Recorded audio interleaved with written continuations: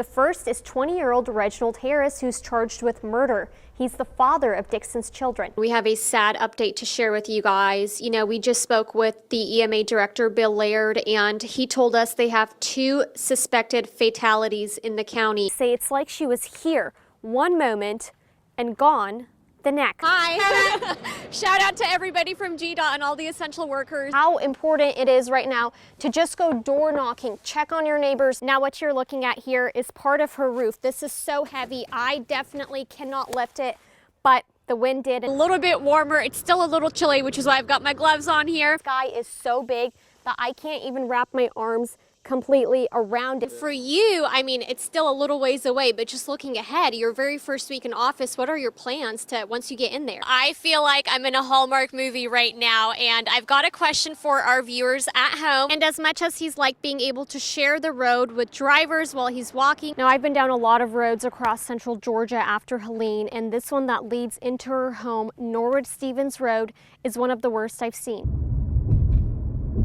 As you drive through Johnson County to get to the tiny town of Kite, it's hard to miss what Helene's left behind. I'm not going to say totally destroyed, but every road in our town and city and all of our county roads had some type of debris on it. EMA Director Sean Womble says the county is slowly building back up, but new foundations can't be built overnight. It's like one of the EMCs put in their Facebook post. It took them 80-something years to build their power grid, and they've rebuilt it in 15 to 16, 17 days. He says right now about 98% of the counties got power restored, but some areas were hit harder than others. Definitely on the east side of our county where we're at now in the Kite area, and then on the southern tip of our county down around Adrian, both of those small communities was hit extremely hard.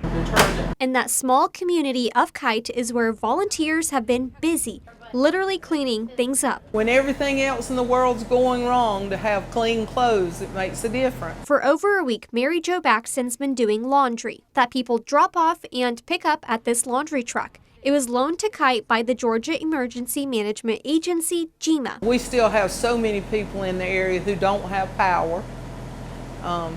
Mine came on yesterday. And since they've opened this truck, they tell me that they have served about 600 loads of laundry. And while Kite's a tiny town of about 200 people, the volunteers have helped anyone who needed help taking a load off. People come from Wadley, just up 221, and people from Swainsboro that don't have lights. Clean laundry might be something little we all take for granted, but here in Kite, laundry is a lesson in how people can help neighbors clean up after a storm. Reporting in Kite, Solen Aref, 13W MAZ News.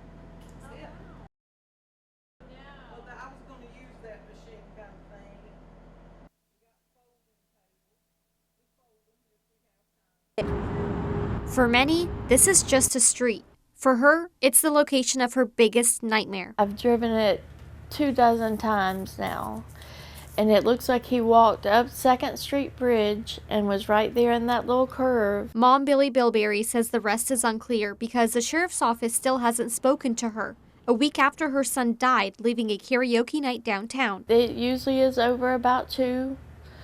And he walks home because that's what he likes to do. He loves to walk. With no arrest, she's holding on to memories she has of him and holding on to hope that someone might come forward who knows what happened. He was the most selfless human being that I have ever met. And this is what I have left of him. That urn may not look like much, but to her, it's everything. He would not have wanted to be set on a mantle and looked at and thought about, but this I can put in my purse and carry with me and talk to. And on top of all of that, she says she still doesn't know if her son died on impact here on Emory Highway or if he died later that morning, and she said the not knowing is just eating her alive. He had one little cut on his eye, but you could tell in the back of his head there was blood.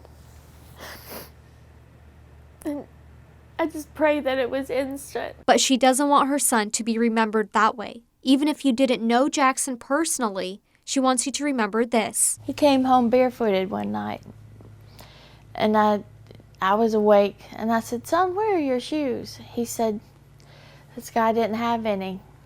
He said it was kind of cold. His friends like Andrew Ellard will always remember him as larger than life. Very carefree guy. I mean, he had no fear in his heart.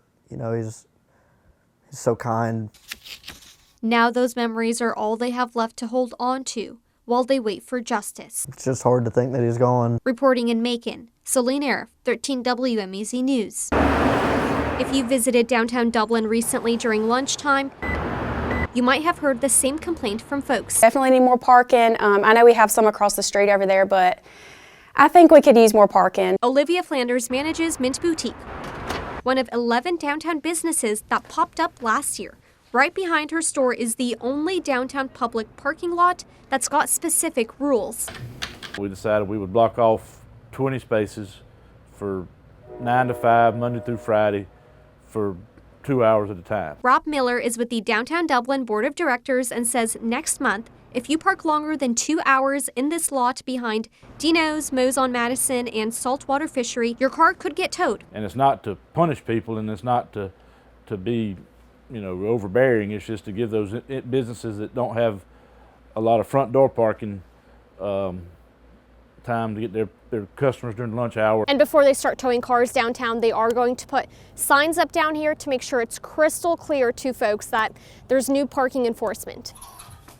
Enforcement that Flanders hopes will encourage people to share the spots better. For me though, as an employee downtown, maybe if they had like parking passes or something that we could put in our cars in case, you know, other people park in our spots, because I mean, I don't want to be at work and then go back outside and my car be towed. Miller says they have about 1,800 other parking spaces downtown. And from his point of view, it's a good problem to have. And that's what we're trying to emphasize. You know, there's plenty of places to park. We understand everybody wants to park right in the front or right by where they're going, but sometimes that's not possible. Reporting in Dublin, Solen Aref, 13 WMAZ News.